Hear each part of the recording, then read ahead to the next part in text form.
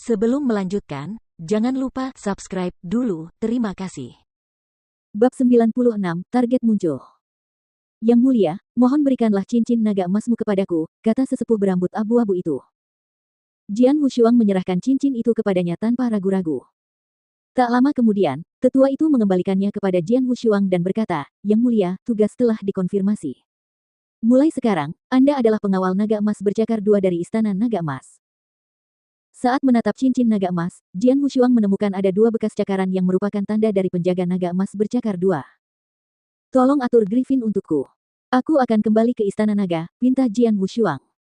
Baiklah. Aku akan melakukannya sekarang juga, kata tetua berambut abu-abu itu sambil mengangguk. Tepat pada saat itu, seorang pria parubaya yang ramah mengenakan jas putih berjalan memasuki Istana Anak Perusahaan Naga Emas. Tiba-tiba Istana Anak Naga Emas menjadi sunyi. Semua yang hadir menatap pria itu. Alam kekosongan Yin Yang. Apakah dia seorang duta naga emas? Tidak, dia bukan. Dia adalah Gubernur Blizzard City Yang Mulia Lin Yun. Ya, benar. Konon, Yang Mulia Lin Yun adalah sesepuh yang sangat baik dan terhormat. Semua orang di Istana Anak Perusahaan Naga Emas terkejut. Sangat jarang untuk bertemu dengan Master Super dari alam kekosongan Yin Yang. Jian Wushuang juga melihat ke arah pria itu. Dengan wajah yang lembut, pria setengah baya yang lembut itu tampak anggun dan berbudaya, sopan dan cerdas. Selain itu, tatapan matanya sangat ramah dan hangat. Secara umum, seorang Master Super yang berada di alam kekosongan Yin yang memiliki kekuatan pencegah yang luar biasa. Namun, pria parubaya yang lembut itu sangat baik dan ramah, yang membuat orang-orang sulit untuk takut padanya. Tuan He, kata pria setengah baya yang ramah itu berjalan ke konter dengan lembut. Yang Mulia Lin Yun. Tetua itu menunjukkan rasa hormat yang besar. Saya ingin memberikan sebuah tugas, tolong berikan saya gulungan tugas itu, kata Lin Yun dengan sangat sopan. Baiklah. Tunggu sebentar, ya. Tetua berjubah hitam itu langsung pergi mengambil gulungan itu. Lin Yun menunggu di depan konter sambil tersenyum tipis. Setelah melihat sekeliling, dia melihat Jian Wushuang yang juga sedang menunggu di depan konter. Lin Yun tiba-tiba merasa tertegun tetapi dia tidak mengungkapkannya. Adik kecil, bolehkah aku tahu namamu? Lin Yun tampak bertanya dengan santai. Merasa terkejut, Jian Wushuang tidak menyangka bahwa seorang tetua dari alam kekosongan Yin yang akan berbicara kepadanya dan langsung menjawab, saya pendekar pedang. Pendekar pedang. Lin Yun menunjukkan ekspresi aneh tanpa berkata apa-apa lagi. Yang Mulia Lin Yun, ini gulungannya.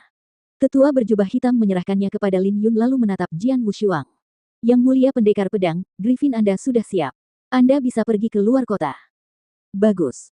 Jian Wushuang mengangguk dan kemudian meninggalkan Istana Anak Naga Emas. Setelah Jian Wushuang pergi, Lin Yun langsung bertanya, Tuan He, apa status pemuda itu? Dia hanya seorang pejuang alam laut spiritual. Mengapa Anda memanggilnya Yang Mulia?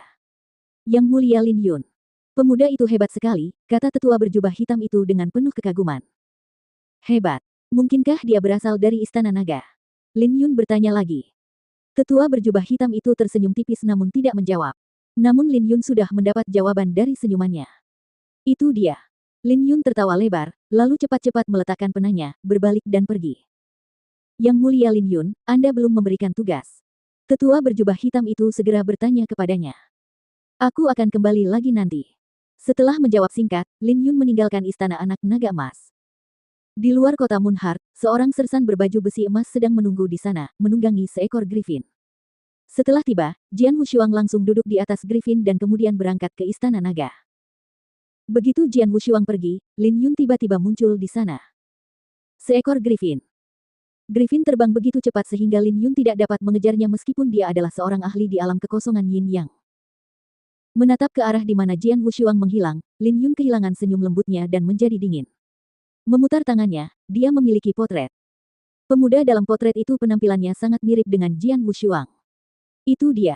Tentu saja. Itu tidak mungkin kesalahan. Perintah pembunuhan Scarlet, Jian Wushuang. Melihat potret itu, Lin Yun memiliki niat membunuh yang belum pernah terjadi sebelumnya di matanya. Tidak heran mereka mencari di seluruh provinsi Tianyan tetapi tidak dapat menemukan Jian Wushuang. Karena dia telah meninggalkan provinsi Tianyan dan pergi ke Istana Naga, sebagai murid Istana Naga. Lin Yun mengepalkan tinjunya. Orang-orang hanya tahu bahwa Lin Yun adalah gubernur kota Badai Salju, seorang pria yang sangat lembut dan terhormat dengan reputasi yang baik. Namun, dia juga menyembunyikan identitas lain, yaitu pembunuh bertopeng ungu dari Menara Bulu Darah. Akhirnya aku menemukannya. Saya harus melaporkannya segera. Lin Yun segera kembali untuk melaporkan berita itu. Berita itu mengejutkan seluruh menara bulu darah sesaat.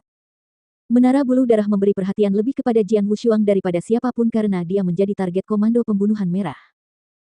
Di sebuah ruang kerja yang remang-remang, seorang lelaki tua berpakaian abu-abu berdiri di sana dengan kedua tangan di belakang punggungnya.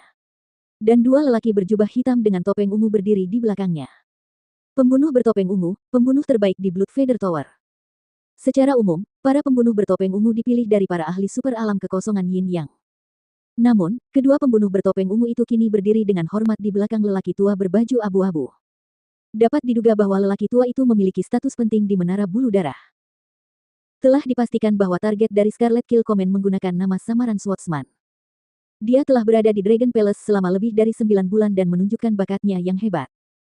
Setelah 3 bulan, dia telah mengalahkan seorang murid dari alam inti emas mendalam dan mampu melewati level ke-6 Dragon Gate, kata seorang pembunuh bertopeng ungu dengan hormat. Lelaki tua berpakaian abu-abu itu menyipitkan matanya sedikit, bergumam, ada banyak ahli di Istana Naga, tempat suci kultivasi suci. Bahkan jika semua pembunuh bertopeng ungu dari Menara Bulu Darah menyerang Istana Naga sekaligus, mereka tidak akan dapat membunuh Jian Wushuang. Oleh karena itu, kita tidak dapat membunuhnya sampai dia meninggalkan Istana Naga lagi. Berikan perintah kepadaku. Ikuti dengan saksama setiap gerakan Jian Wushuang mulai hari ini. Laporkan perilaku dan pengalamannya di Istana Naga setiap 7 hari.